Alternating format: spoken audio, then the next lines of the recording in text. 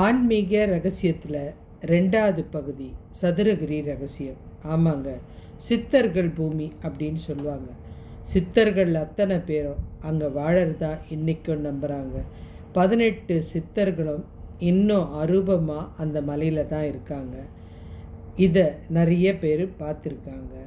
ஏன்னா தேவையான நேரத்தில் திடீர்னு பிடிச்சவங்க எதிர்க்க வந்து சில வழிகளை மாற்றி காட்டுவாங்க. அந்த வழி இன்னொருத்தர் பார்த்தே இருக்க முடியாத வழியாக இருக்கும். அந்த வழிக்கு போயிட்டு வந்தவங்களுக்கு மிகப்பெரிய ஆற்றல் கிடச்சிருக்கும், மாற்றங்கள் கிடச்சிருக்கும். இதெல்லாம் இருக்குது. இந்த மலையில் இன்னும் மூலிகை காற்றோட அற்புதம் தெரிஞ்சுக்கணும்.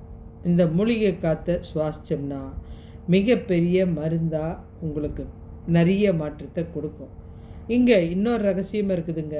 சஞ்சீவி மூலிகை, அதோட வாசனை இருக்க அது தீராத நோய்களை குணப்படுத்தும். அத்தனை ஆற்றல் இருக்கிறது. அதனால தான் இந்த மலைக்கு போயிட்டு வர்றவங்களுக்கு உடல் ரீதியாகவும் மன ரீதியாகவும் புதிய தெம்பையும் ஆற்றலையும் தரும். இந்த சதுரகிரி மலையில் மொத்தம் 7 மலை இருக்குது. இதில் 7வது மலையில் மிகப்பெரிய ரகசியம் இருக்குது. நம்ம சுந்தரலிங்கம் மற்றும் சந்தனலிங்கம் 2 சன்னதியில் நின்று நம்மளுடைய வேண்டுதலை அல்லது நினைச்ச காரியத்தை நம்ம வேண்டனா நிச்சயமாக 100% நடக்கிறதா எல்லாருமே அதை உணர்ந்திருக்காங்க. ஏன்னா அங்கே வேண்டது கைலாய மலையில் ஈசன்கிட்ட வேண்டதுக்கு சமம். அத்தனை ஆற்றல் மிகுந்த அந்த சதுரகிரி மலையோட சக்தி. நீங்கள் யாராவது சதுரகிரி மலைக்கு போயிருக்கீங்களா?